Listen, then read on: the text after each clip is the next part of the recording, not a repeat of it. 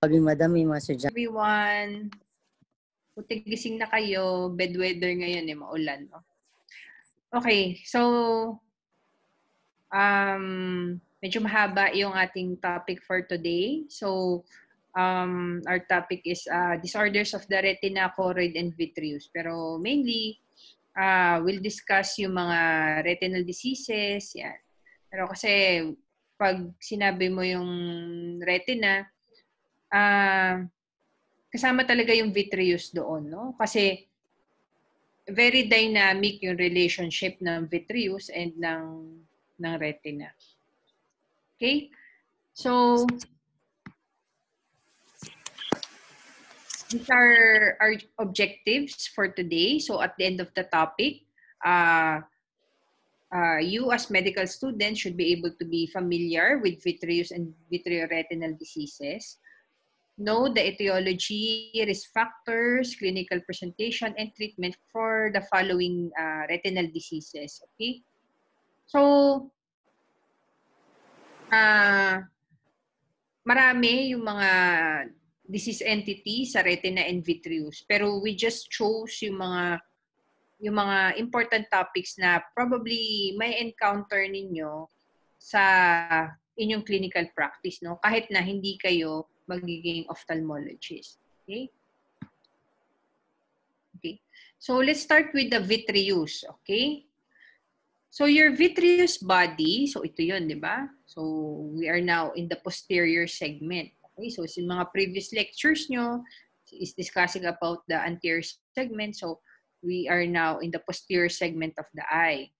So yung posterior segment, lahat ng structures behind your lens and your iris.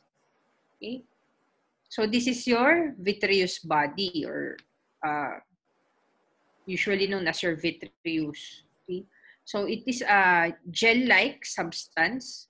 So parang gel, so semi-solid. It occupies majority of your inner eye. So yung space na ino-occupy niya is from your retrolenticular, meaning behind the lens, up to the prepapillary bursa. So yung prepapillary, when you say papillary sa ophthalmology, it describes the head of the optic nerve. Okay? So it's about 4.5 milliliters. And it occupies 75% of your total ocular volume. So it's composed mainly of water and your type 4 collagen and hyaluronic acid.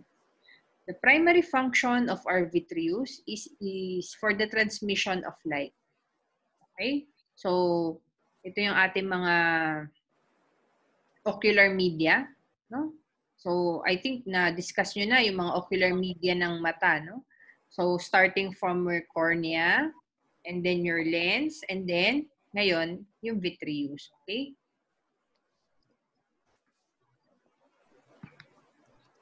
Okay. So, from inception, ibig sabihin, when the person is, a baby inside the mother's womb, the gel starts as a vascularized, no? So, ang primary vitreous nyo, this is your primary vitreous, vascularized siya. Okay? But as it develops, yung hyalucytes will secrete a secondary amorphous gel which will progressively compress your vessels. Okay? Until they become nearly indistinct. Okay? So, eventually, nagiging Cloquet's canal siya. Okay? It has a minor attachment to your Weigert's ligament and your Mittendorf's dot. Okay? The tertiary stage, so tertiary vitreous. Okay, so ito yung primary, ito yung secondary. This one is your tertiary vitreous. So, the stage of development ushers in the formation of the lenticular zonules. Okay? If you remember yung discussion nyo ng lens, so yung lens natin is, meron siyang suspensory ligaments, di ba? do sa equator ng lens. So, these are your zonules. Okay? So, yung tertiary vitreous nyo, doon siya, yun yung pinanggalingan niya. So, as previously discussed nyo sa previous na lectures, so yung importance din ng zonules together with your ciliary body is a function of your accommodation. Diba? Okay, so remember ha, this is your primary vitreous, your secondary, and tertiary vitreous. So that pag tinanong kayo, alin dyan ang adult vitreous, it is actually your secondary vitreous. Okay? I hope that is clear. Okay, one of the important concept that you have to understand with your vitreous physioanatomy is yung kanyang mga vitreous attachments. Okay? So ito yung mga areas wherein you have an attachment of your vitreous. Okay? So pinaka-important is your vitreous base. Okay? So ito yung vitreous base. Okay? Kita ba yung arrow ko? Okay. So makikita nyo, it is wide, no? Malapad yung attachment na yan. Kaya, your vitreous base, dito strongest yung attachment of your vitreous. Okay? So, it's actually a circumferential band, about 4 millimeters, spanning the outer 2 millimeters of the peripheral retina and your ora serrata, together with your pars plana. So other attachments of your vitreous it is also attached to your lens, to your papilla, no? So to your macula, and then to retinal vessels. Okay? So mayroon din siyang attachment sa artery and vein. And then areas of vitreoretinal degeneration. Okay, bakit mahalaga natin pinag-uusapan kung saan yung mga attachment niya? Kasi later on we will discuss about the importance of this, pero yung clinical importance of your vitreous attachment. Okay, so please note yung mga vitreous attachment. Okay? Okay. So, yung vitreous natin is clear. So, it's somewhat a challenge to examine it kasi clear nga siya, no? So, ito yung mga ways and para makita natin, ma-examine natin how we do the examination of the vitreous and also the retina. So, it is a must that you do pupil dilation to do a full examination of your vitreous and retina. Because as you know, yung usual pupil diameter natin is only about 2 to 3 millimeters. Okay? So, actually, pwede naman nating masilip, di ba? Kaya lang, syempre, limited yung view natin if we just have that pupil, yung usual na pupil dilation. Kaya talagang pinapatakan natin ng dilating drops. Okay? So, the pupil dilation will address the limitations imposed by the pupil. So, thereafter, we have to use the slit lamp. Okay? Slit lamp biomicroscopy. So, nakakita na po kayo ng slit lamp? Hindi pa. Okay. So, siguro sa pictures, no? Pero, hopefully, pag clerks kayo, tapos na yung COVID, yan, makaka-rotate na kayo sa ophthalmology clinic. So, you can see yung slit lamp and how we do slit lamp biomicroscopy. So, partially, hindi kasi kasama dito sa picture yung slit lamp, no? So, yung illuminating arm lang.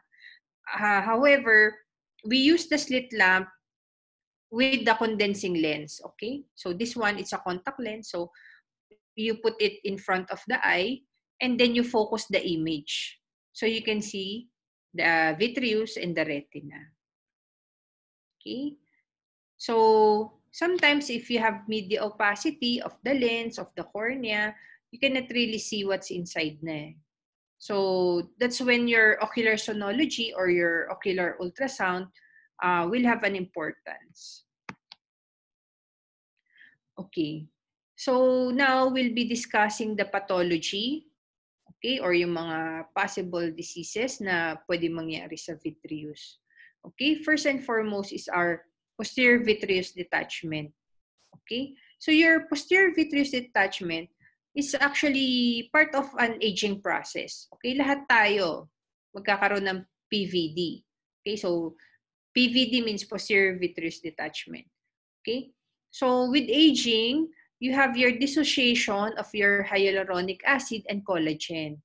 Okay, so this will cause liquefaction and then cause pooling, and then what the patient will report, na sasabihin niya, Doc, may nakikita akong mga itim na lumilipad o kaya may nagfa-flash na ilaw, siyang nakikita. Okay? So yan, yung mga floaters. So what is important for you to know is that posterior vitreous detachment is part of the aging process. So okay lang yan. Okay? Okay. So as opposed to retinal detachment. Okay?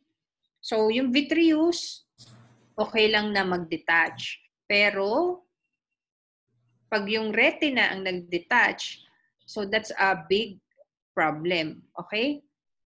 So, remember kanina, we talked about yung mga vitreous attachments. Okay. So, pag nagpo-posterior vitreous detachment, so yung vitreous natin, umaangat siya, di ba? Kasi di ba, semi-solid siya, pero dahil nag-liquefy siya, aangat siya. Ang gusto natin, angat siya, magdi-detach yung vitreous from the attachments ng smoothly. Okay? Pero sometimes, it happens na merong critical traction dun sa mga areas, no? So sometimes, pag may critical traction, pag angat ng vitreous, may kasama siyang retina. Okay? And when that happens, so what you'll see here, pag umangat like this one, magkakaroon ng retinal break. And dahil liquefied na itong portion na to, okay, yung liquid dito papasok dun sa butas. And that will cause the detachment of your retina. Okay? Clear yon? Clear? Clear kung paano nangyari? Okay. So halimbawa sa vessel, halimbawa sa yung vitreous, nakadikit di ba siya sa vessel? And kung very tight yung ano niya doon, yung attachment, pag angat ng vitreous, ma-avulse yung vessel. So ang mangyayari doon, since na-avulse yung blood vessel, nagkakaroon ng hemorrhage. Okay? Okay, when you have retinal detachment, that is a surgical procedure. Okay, so wala kang gamot na pwedeng ibigay. You have to go inside the eye, i-clean up yung vitreous, and you have to seal the break and reattach the retina. Okay? And then, you have other pathologies, no? So, aside from the gel collapse and the loss of the matrix, okay, sometimes yung clarity of the vitreous is lost, no? Pag na-lose mo yung clarity ng vitreous, talaga magta-translate yan into blurring of vision sa patient natin. Okay, so, ano yung magkakos ng cause ng loss of clarity? So, pwede siyang hemorrhage, no? Kagaya ng sinabi natin kanina, pwedeng hemorrhage. Pwede yung mga calcium salts or amyloid. So you see this in the amyloidosis of the vitreous. Yung calcium salts, ito yon, no? So para siyang may crystals. When you look inside the vitreous, para siyang may crystals, no? Para siyang galaxy, parang ganon. Parang maraming stars. So you call this entity syncysis scintillans. Okay? So this will obscure the vision, no? Because of the suspended particulates within the vitreous gel. So sometimes we have yung retinal vessels natin, may barrier function yan eh. Okay? Pero when you lose yung barrier function na yon, paano ba malulose? Pwede yung nagkaroon ng inflammation or infection. Okay? So yung mga cells will enter and settle into the retinal surface, no? Forming membranes. So ito yon, yan, membranes. Okay? So ganito siya dapat, no? Pero dahil nagkaroon ng inflammation, maraming dahilan kung bakit, no? Nagkakaroon ng membrane formation. So ito yan. So that's what we call epiretinal membrane. Pag sobrang lala siya, yung epiretinal membrane, we call that macular pucker like this one. Okay, so kita nyo yung difference, this one and this one. Okay, so ito yan, may membrane. And then yung membrane, nagko-contract. Nagko-contract yun. So pag nag-contract siya, yung retina mo na dapat flat, so nagugusot siya. No? So the patient will report metamorphopsia. Yung sasabihin niya, Doc, yung mga linya na diretso o yung mga poste, parang wavy ang tingin niya. Okay? Sometimes it will cause macular hole. Okay? Remember kanina, yung isang attachment ng ating vitreous is dun sa ating macula. No? So pag yung macula, di ba? The macula is the center of the retina, no? Yun yung center ng ating vision. So this one, this photo, yan, kita niyo yung circle sa gitna? Ayun, yung pinopoint ng arrow. Okay, so yung attachment ng vitreous doon is very tight, no? So pag angat, pag PVD niya, so may natuklap na retina doon. Kaya meron siyang macular hole. Okay? This one naman is your endophthalmitis, no? So this is an infection. Infection ng eye, no? Lalo na ng internal eye. So pwede siyang, bakit nag-infection? Post-surgery, ganon. Yung usual, post-surgery. Or pwedeng yung mga immunocompromised patients, no? So nagkakaroon ng infection. So actually ito, pus yan, no? Pus cells ang nasa vitreous. Okay? So these are the pathologies that can happen sa ating vitreous surface. Okay, and then you have your vasoproliferative disorders. So mainly to, vasoproliferative, meaning nagpo-proliferate yung vessels, okay? Pero these vessels, these are abnormal vessels. Ito yung mga tinatawag natin na neovascularization. Neo, new, di ba? So new vessels. And these new vessels, they are abnormal. Okay?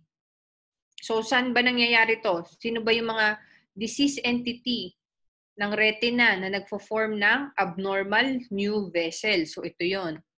Diabetic retinopathy, retinopathy of prematurity, proliferative retinopathy, and your retinitis proliferans. So what happens here is same yung mga mechanism, no? So you have formation of abnormal new vessels, and then these new vessels, since abnormal nga siya, hindi normal yung mechanism niya, so they bleed. Okay? Magbi-bleed, dudugo, and then you'll have your membrane formation, and then magkakaroon ulit ng formation ng abnormal new vessels. So ganun yung cycle. And eventually itong fibrovascular membrane, okay, na sa ibabaw ng retina, again, it will contract. Magko-contract. Pag nag-contract siya, it will cause traction, retinal detachment. Okay? Okay. So now, we move on to the retinal diseases. Okay. So, retinal diseases is important to discuss with you, no? Because most of the retinal diseases are actually manifestation of your systemic diseases. Okay? So, ito mga disease na di-discuss natin is maaari siyang makita talaga through direct ophthalmoscope. So I hope when you become clerks, you would really enhance your skills in direct ophthalmoscopy or direct fundoscopy. Okay? So marami kasing clues na mabibigay sa niyan. Even if you go into internal medicine and pediatrics and family medicine, okay? Very useful. Okay. So when it comes to hypertensive retinopathy, so it has two disease processes. So pwede siyang acute and chronic. If it's only acute, so nagkakaroon lang ng vasospasm yung mga retinal vessels, no? So maaari siyang cause ng pag acute, pwedeng yung damage is reversible. Okay? But if it's chronic, it will produce arteriosclerosis na. So meaning mas more permanent yung damage sa vessels. So ano yung mga risk factors for your hypertensive retinopathy? Of course, it's the same as your risk factors for hypertension. Okay? So yung mga high salt diet, obesity, smoking, alcohol, a family history of hypertension, stress, and also your ethnicity. Okay?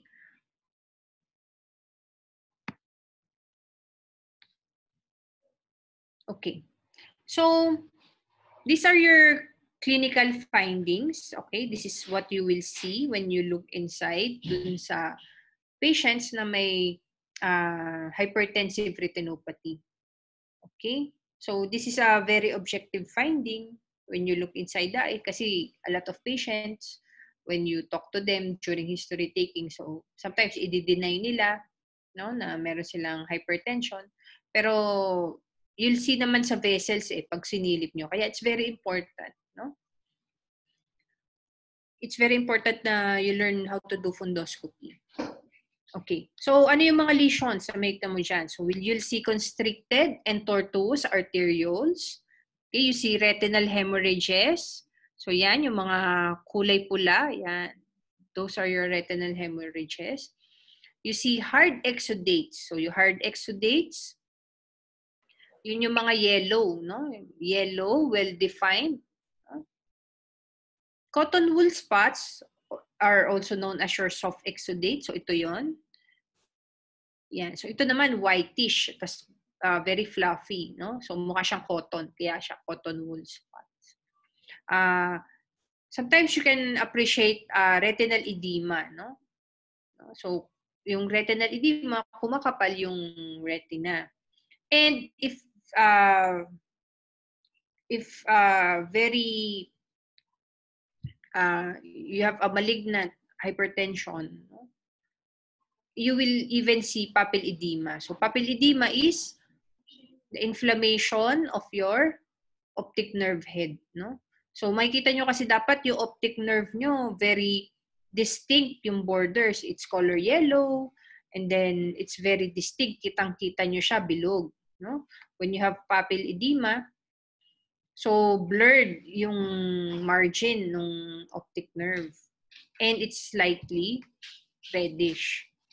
With your hypertensive choroidopathy, yung choroid, as you know from your anatomy discussions, siya yung pinaka nasa outer, no?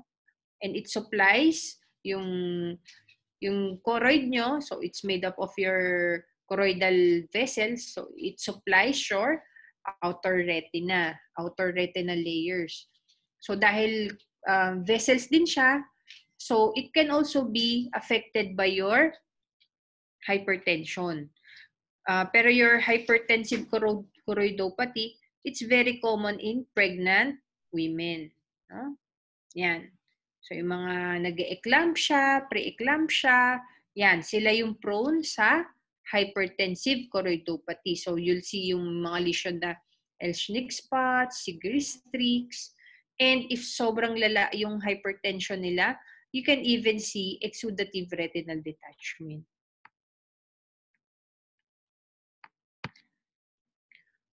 Okay. So, it's important, this one, the modified Shi classification. Okay? So, yan. Siguro makikita nyo dun sa mga pag nag-diagnose tayo ng hypertensive retinopathy. So, we don't just simply state hypertensive retinopathy. We use this grading scale.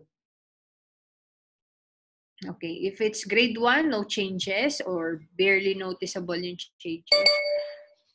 Grade 1, you see arterial narrowing. No? So, makita mo. So, that's why you have to see a lot of normal fundus para ma-appreciate mo na, ay, ito, medyo manipis. No? If it's grade 2, there's arterial narrowing with focal irregularities. Usually, yung focal irregularities na yon is your AV nicking. Okay? So, these are focal constrictions, yung AV nicking. Okay? Pag grade 3, you say it's grade 3 if you have grade 2 characteristics plus meron ka ng hemorrhages, exudates, or cotton wool spots, or retinal edema. Okay? Pag grade 4 naman, you have grade 3 characteristics plus papil edema. Okay? So, edematous na rin yung optic disc. Okay? So, this one naman is the Shi classification for your arteriosclerosis naman. Okay? Yung isa, grading ng hypertensive retinopathy. This one naman is the grading for your arteriosclerosis. Okay? So, makikita nyo talaga yung vessel. So, very extreme dun sa grade 4, no? Kita nyo? So, this is what we call silver wiring. This one. Okay? Silver siya. Kasi bakit siya silver? Kasi, ibig sabihin, sobrang constricted na yung artery. No? So, wala nang pumapasok na blood dun. Okay? Kaya silver na yan. Wala nang flow. Wala nang flow ng vessel siya.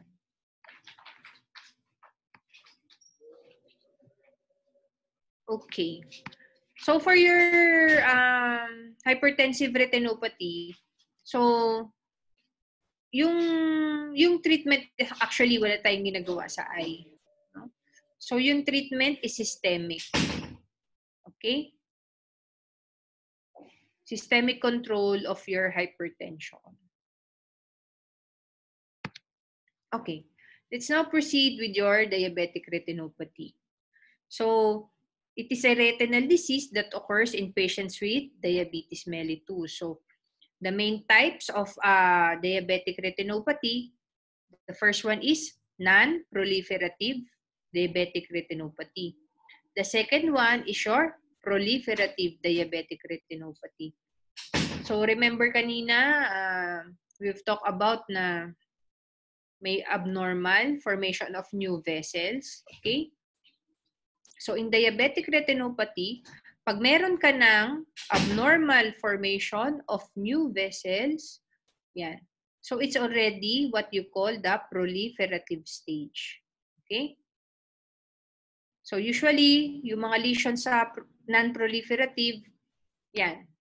Kagaya rin ng parang sa hypertensive, no? So, exudates, cotton wool spots, microaneurysms. Pero once nagkaroon ka na ng new vessels o neovascularization, proliferative na yon. Okay? So remember that. That's the hallmark of your proliferative retinopathy. Formation of neovascularization. So usually the patient will complain of decreased vision, presence of floaters, defects in the field of vision. Okay? Sometimes your diabetic patients will complain na, Dok, 3 buwan pa lang, kapapalit ko pa lang ng salamin ko. Okay? So, yan yung usual, no? So it's important that you also know the status of the hemoglobin A1C of the patient and whether the patient's blood pressure is under control. Okay? So again, it's important for you to know when to refer the patients for ophthalmology consult. Okay? So if the patient is type 1, you refer the patient 5 years from diagnosis. Okay? Kasi yung mga type 1 natin, sila yung mga bata pa. No? Diba? Usually, bata yung mga patients natin na yan. So, hindi naman agad na meron silang diabetic retinopathy. Kaya yung recommendation is that you refer them for consult 5 years after diagnosis. Pero, pag ang patient is type 2, ito yung mga adult natin, no? Adults natin with diabetic retinopathy, so you refer them at the time of diagnosis. So once diagnosed, okay? Once diagnosed, refer agad. Kasi syempre, di ba, alam natin yung diabetes mellitus, usually asymptomatic yan eh, di ba? Wala naman nararamdaman pag tumataas yung sugar. Okay? So karamihan ng mga pasyente hindi nila alam, matagal na silang diabetic. Okay? So we do not wait for the patient to complain na malabo ang mata niya bago siya i-refer sa ophthalmology. Pag type 2 diabetic, please lang, paki-refer na sila agad. Okay? So, itong sinasabi natin na time of referral, hindi lang yan importante para sa exam. Okay?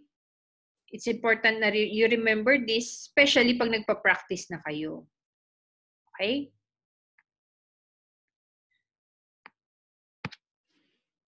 Okay.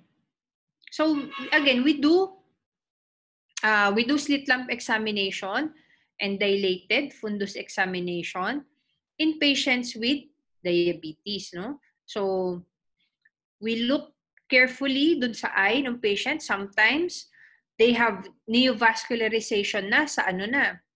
Ayan, no? Sa, makikita nyo dito, nasa iris pa lang. Can you see this? Sa iris niya, may vessels. Okay? So, these are abnormal vessels. Pag ganito pa lang nakita mo sa harap, for sure yan, sa likod, meron. So, ibig sabihin, ganun nakalala yung neovascularization niya, yung formation niya ng neovascularization. Kasi nakaabot na sa harapan ng mata eh. Okay? And then, we also check for intraocular pressure, especially when you see na meron ng new vessel sa iris. Okay. And then, especially also, we do dilated fundus exam. Okay? For these patients. So, what you will see, yan, hemorrhages, yan, flame-shaped hemorrhages, dot hemorrhages. Okay, we see microaneurysms here. This one are your exudates, no? This one is your cotton wool spot. Okay, so ganyan, makita mo. And surprisingly, kahit ganito ang itsura ng patient, sometimes 20/20 ang vision niyan. Okay, so that's why I'm telling you, hindi basihan na sasabihin ng patient, hindi pa naman malabo yung mata ko. Kasi usually, pag nagpunta sa amin at malabo na yung mata, sobrang lala na. No? We don't want that to happen. No? As much as possible, we want to save yung vision. Kasi as you know, nabubulag talaga ang mga diabetic. And what's unfortunate is bata pa sila, no? So meron ako mga patients 50 years old, no? Hindi na sila nakakita. And that will be very hard kasi working age eh. Tapos hindi na sila makakita. Okay? So these are your lesions seen in non-proliferative diabetic retinopathy. Okay? So with the proliferative diabetic retinopathy naman, ito yon. This is what you see. Ito yung itsura ng abnormal new vessel. So this is your neovascularization. Okay? So kitang-kita nyo yung difference, di ba? So this is your normal vessel. Yan, normal vessel. Pero ito, these are very fine, tortuous, no? You know, very fine, ang ninipis. And very tortuous siya. These are your abnormal vessels. And yan, kita nyo, they bleed easily. Yan, pumutok. May mga putok-putok siya.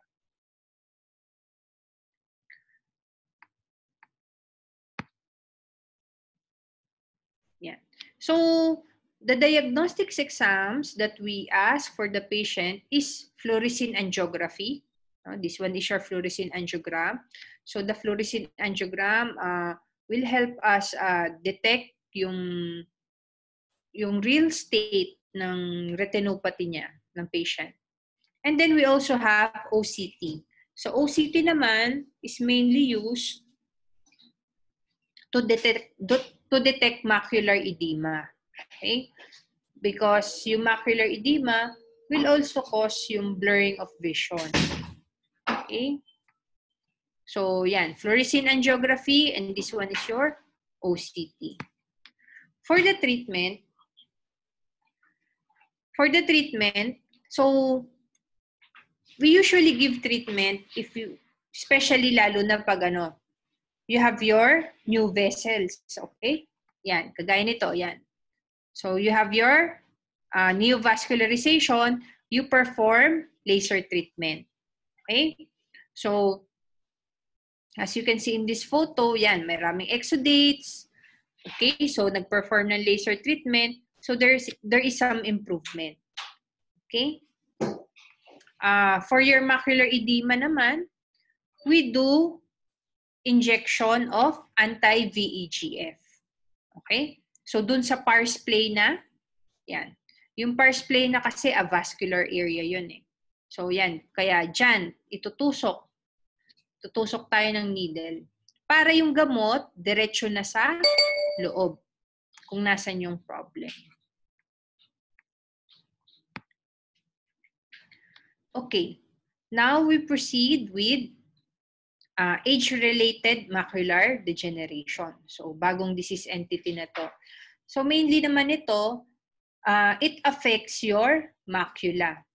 Okay? Your macula, as I've said, it's the central part of your retina.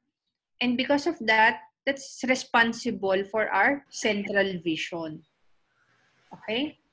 So, maaari kang magka-problema dun sa retinal periphery.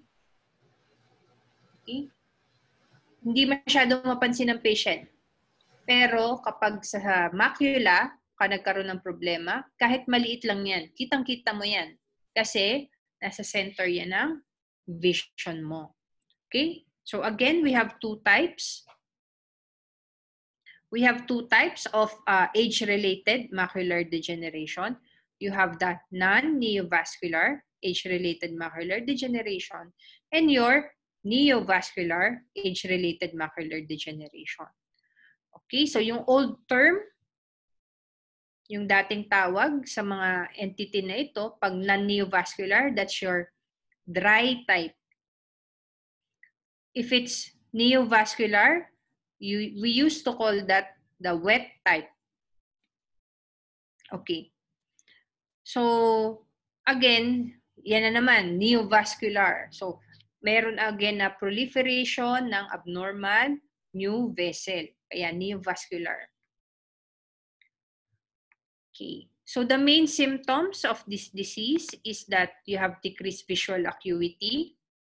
Okay. It is usually insidious in onset, no? Pag dry type. Pero pag wet type at pumutok, pag pumutok yung abnormal vessel, it's very sudden. No? Siyempre, central vision yun. Biglang sasabihin ng pasyente, maitim yung gitna. Okay. So, the dry type constitutes mainly 85 to 90% of your cases, which is actually good. Kasi mas devastating yung vision loss with your neovascular AMD. Kasi dumudugo siya eh. So fortunately, mas less siya, 10 to 15% of the cases ang wet type AMD. So yung neovascularization with your AMD is choroidal siya, sa ilalim. Di ba kanina yung pinag-usapan natin sa diabetes? It's a retinal neovascularization. Doon sa picture, di ba? Nasa retina or na sa ibabaw ng retina, yung abnormal vessel. Pag sinabi mong AMD, the abnormal blood vessel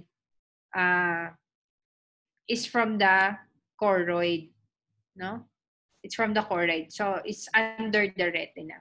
So, kaya siya choroidal neovascularization. Okay. So, punta muna tayo sa dry type. Okay? Dry type or non-exudative or non-neovascular. So, the hallmark finding are drusen. Okay? So, these are your drusen. Yan. So, yellow. Yellow din siya, well-defined. Yung difference niya with your exudate, mas malalim siya. Okay? Mas malalim yung lesion. Okay? And you also see RPE changes and even geographic atrophy.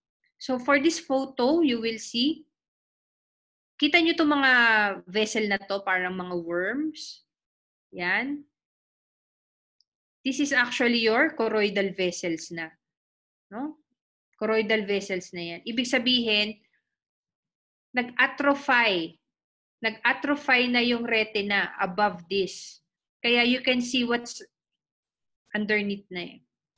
This one. So this is what you call geographic atrophy. Geographic kasi malaki, no? So makita mo dito halos buong macula niya. Ayan oh, this one.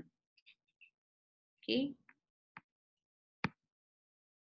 So what we do again for the diagnostic test that we do for your age-related macular degeneration is also fluorescein angiogram and your OCT.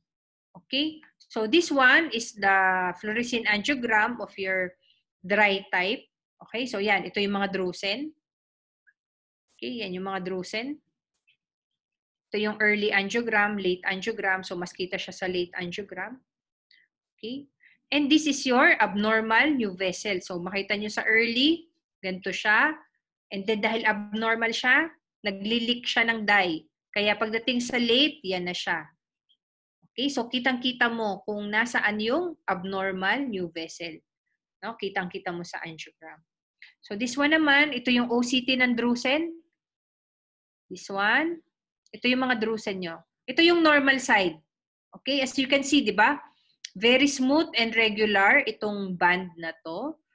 Okay, pero itong area ng drusen, so kita nyo yung difference. Okay, so ito drusen. And this one naman is your choroidal neovascularization. Yan, yung nakabukol na yan.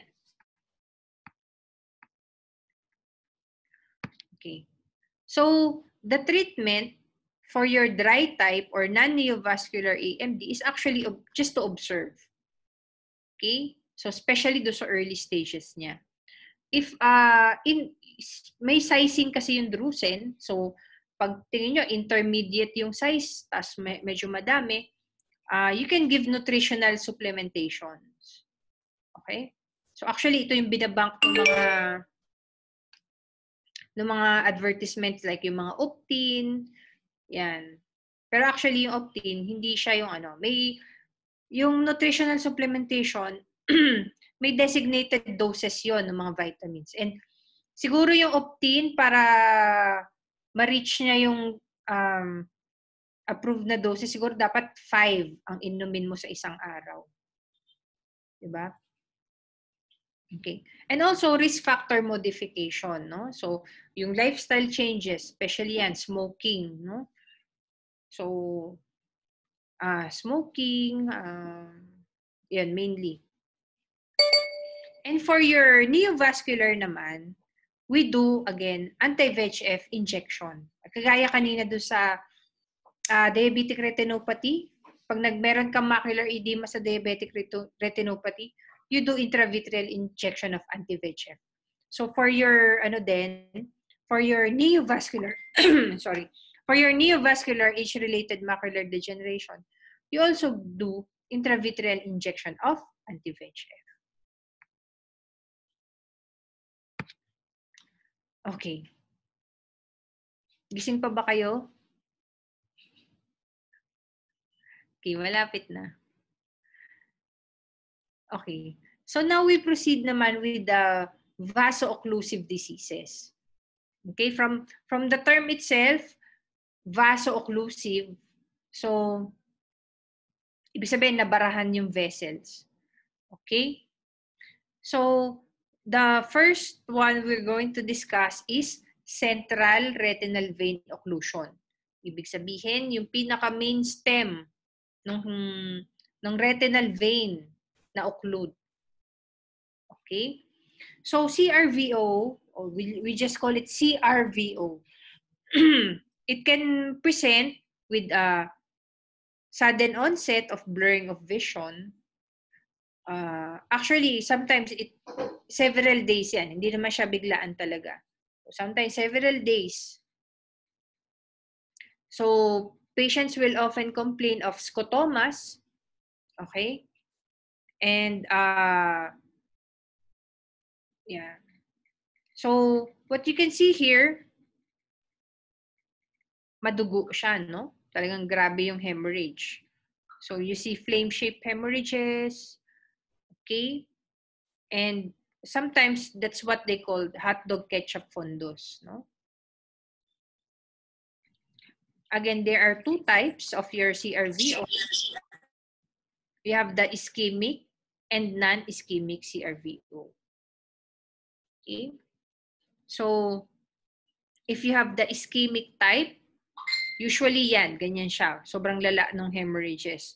For quadrants, yung hemorrhages, you have RAPD, and then the venous dilation and tortuosity, and you have a lot of cotton wool spots. Okay? And if the patient is, or if the patient has ischemic CRVO, the visual acuity is actually much worse. No? So talagang, pag VA mo pa lang, 2200 na agad yan. Pangit, no? In contrast naman, your non-ischemic CRVO, they have less hemorrhages and less tortuosity of your veins.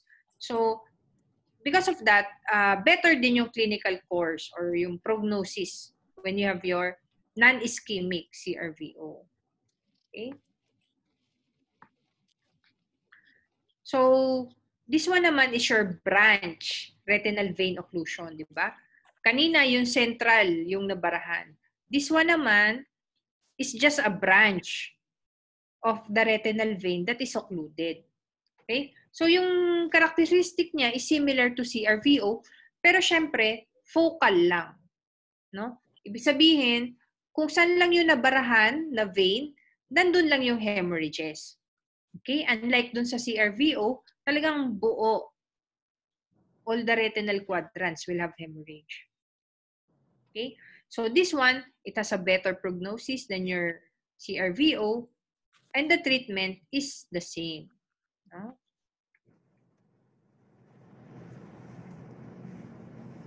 Okay. So we now proceed to arterial occlusion. Kanina, yung datulan nating entity na pag-usapan is your vein occlusion. So kanina nakita natin na maraming dugo, di ba?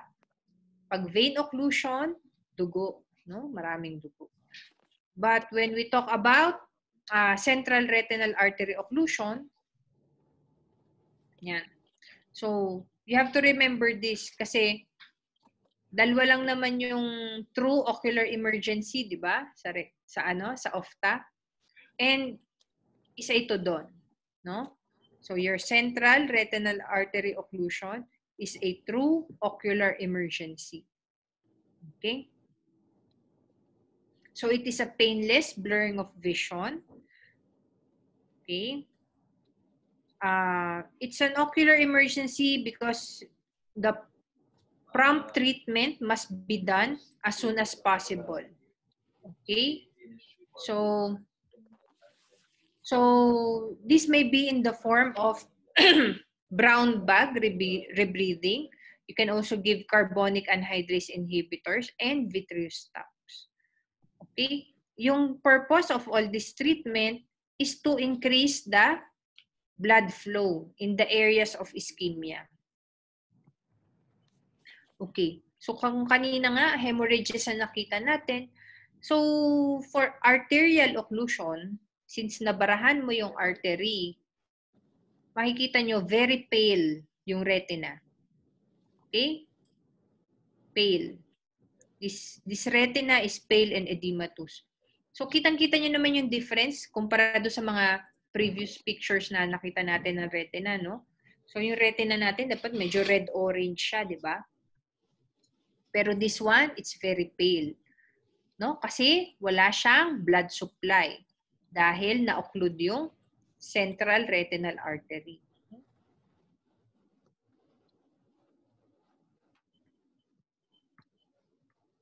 Okay, so again, this is an ocular emergency.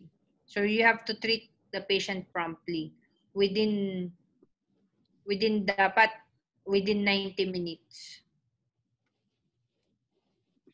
Within 90 minutes, that's the golden time period.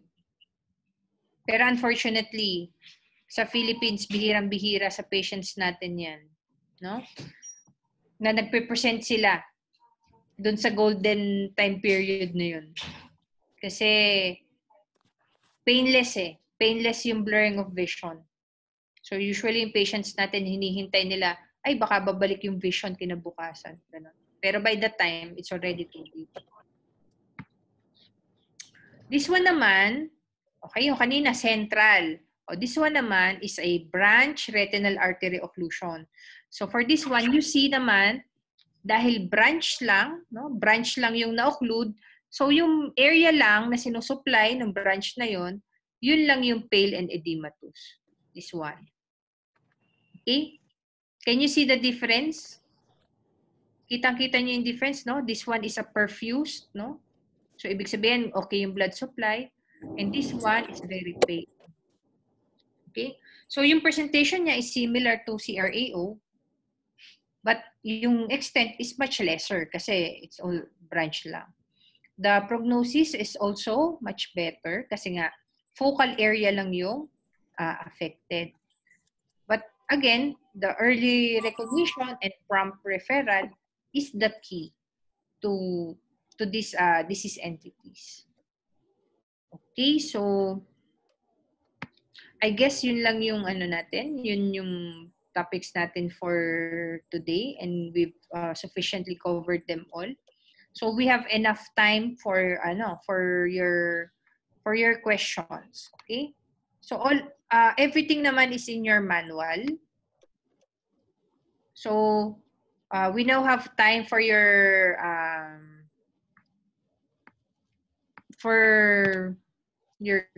clarificatory questions. Kung meron kayong mga hindi naintindihan dun sa manual, or you want to discuss further kung anong dun sa mga disease entity na hindi medyo malinaw sa inyo. Okay, you can ask questions. Para pwede magtanong. Sige, madam. Hindi, joke lang.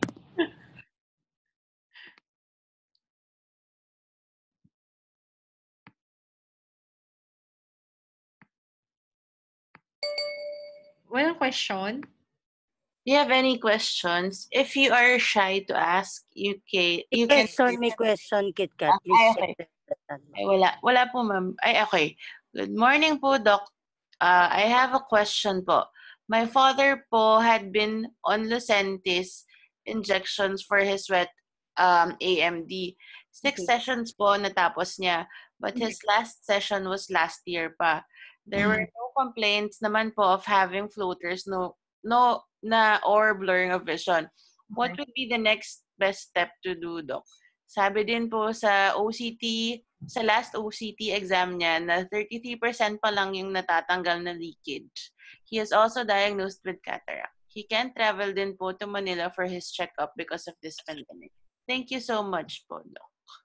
So this is a teleconsult, no? Hindi to. Joke lang. Sige.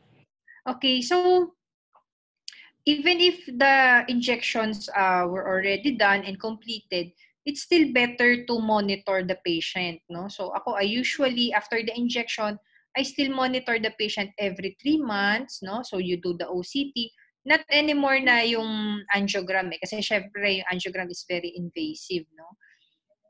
So I usually do OCT monitoring every 3 months and then pag stable na 6 months. Pero kung not longer than 6 months so it's better kasi sometimes yung anti-VEGF hindi siya fully nakokontrol no. So what we do actually dun sa treatment regimen is what we call treat and extend, no. So hindi kami usually ngayon nag-abrupt end nung So ini-extend namin kasi nagre-recur nagre-recur yung wet AMD. So yung intravitreal injection is actually one of the cases na hindi dapat mag-stop dahil lang sa may COVID pandemic. Kasi yung sinusustain mo yung effect ng anti-VEGF sa loob ng eye, no? So sometimes pag mababa na yon, nagre-recur yung disease. Kaya dapat continuous yung monitoring. Kasi kung nag-inject ka tapos napabayaan siya, sayang yung in-inject yung previous injection kasi babalik ka sa 1. May bilang kasi yun may bilang. So parang back to start ka. Kaya dapat sayang, mahal yung gamot, di ba? Mahal yung Lucentis. Yun. So, siguro yung kung ayaw lumuwas ng patient, marami naman ng retina sa marami namang retina specialist sa province na na pwedeng dun muna siguro. Para lang sure. Taga saan ba yung caller natin? Sorry. Tagang colored. Sabi po niya, okay po, Doc. Noted po. Thank you so much po. Sa Tuguegarao daw po sila, Doc. Tuguegarao. Meron doon. Meron sa, hindi ko sorry, mahina ako sa sa geography. Pero it's near Isabela, ma'am. Isabela, diba? Near bang Tuguegarao sa Isabela? Po, ma'am? Near bang Tuguegarao sa Isabela? If I'm not mistaken, I think. Yes, ma'am. Oh yeah, because meron Dr. Lorena Kapinpin. Ayun, si Dr. Kapinpin. At least mas mas malapit yun kaysa sa Manila. Doctor, there's another question po. Okay. Good morning, Doc. Ask ko lang po if po yung another true ophthalmic emergency. Sabi po kasi kanina, 2 po siya. Hindi ko po kasi nakuha yung the other one. Thank you po. Meron ba mga kasagot? Actually, walang sinabi. Sinabi lang 2 and the other one is central retinal artery occlusion. And the other one is? Ano yung other one? Wala pa sila. Wala pa silang lecture? Wala pa, ma'am. Sa end po. But the other one is, yung chemical burn injury. Yeah, galing na yung Dr. KitKat. Hindi ka nang pumasa sa 3rd year, Dr. KitKat. Yes, I'm so happy. So, chemical burn, no? So, yung mga natalsikan ng kung ano-ano sa mata, yan. Immediate yan. So, usually kasi may procedure tayo, di ba? May procedure tayo pag nag-emergency. So, kailangan visual acuity. Yan. history, yan. Pero pag, again, pag chemical burn, you forgo lahat yon, no? So, ayun, patak agad ng anesthesia, and then, kailangan ng copious irrigation agad. Okay, so yung history mo, pwedeng habang nag-i-irrigate ka, doon mo ginagawa yung history. Pero pag sinabi agad na natalsikan siya sa mata, kailangan agad yun, irrigate. Okay? So, yun yung dalawang true ocular emergency. Okay? Although, syempre, so, kasi yan naman ang ano natin sa off-tay, di ba? Wala tayong ganong emergency. Lahat yan pwedeng ipagpabukas. Pero yung dalawang yun, ano yan, kailangan immediate.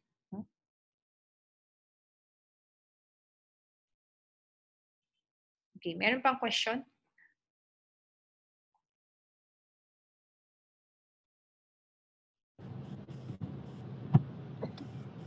Any questions? Hello po, Doc. Wala na. Okay, if there are no more questions, sige. So, tingnan na lang natin sa midterms nyo. Oh, Doon natin malalaman kung naintindihan nila. Okay. There's another question po. There's another question. May po. Doc, for someone at risk of retinal detachment, magkaka-intervention lang po ba pag na-detach na? Actually, no.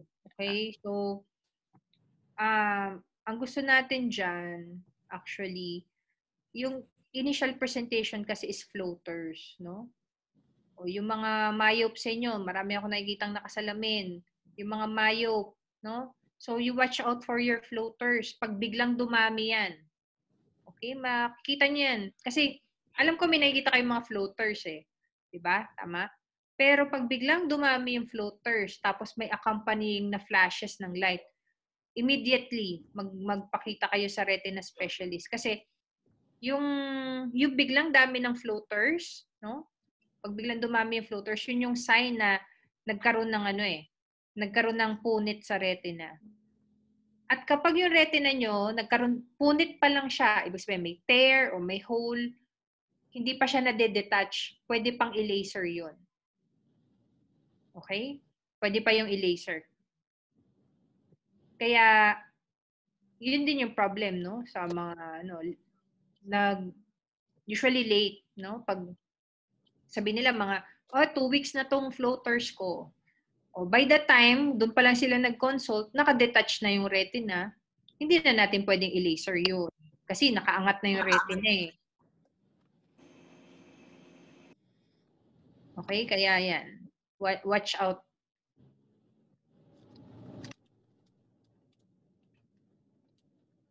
Okay, Doc. Doc, sabi po niya, hala, Doc, ako yun. Sabi lang po, iwasan makatusok yung eye.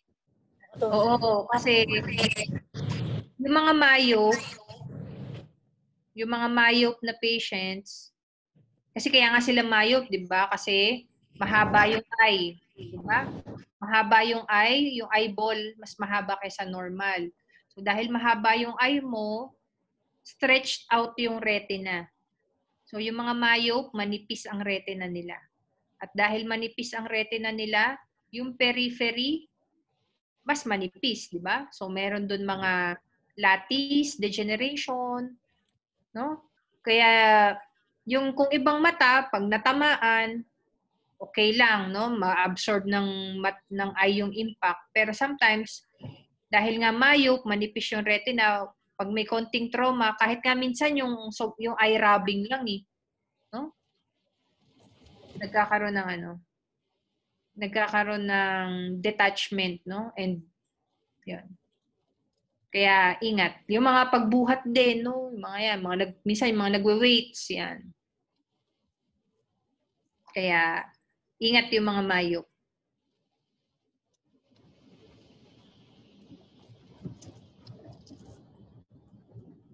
Okay? Okay na? Thanks, Doc. Okay. Okay. Any more questions? No more na. Okay. If you have other questions, you may message me naman and I will relay your questions to Dr. Anzures and try to answer it. Okay. Do you have other questions? Questions? No more na. Okay po. Doc, we can, ano na po. Okay. Thank you. Thank you very much. Thank you po. Ay, sorry po, Doc. Meron na ulit. Ano? Ay, may nag-message. Okay. Doc, pasensya na po. Sino po ulit yung doktor sa Isabela? Doc, sorry. Dr. Lorena Kapinpin. You can PM me, okay, Dr. Fermin. Message mo ako sa Telegram. Okay. Sige. Para mabigay natin yung Exact schedule. Thank you po. Okay. Thank you. Dora. Bye-bye. Thank you po.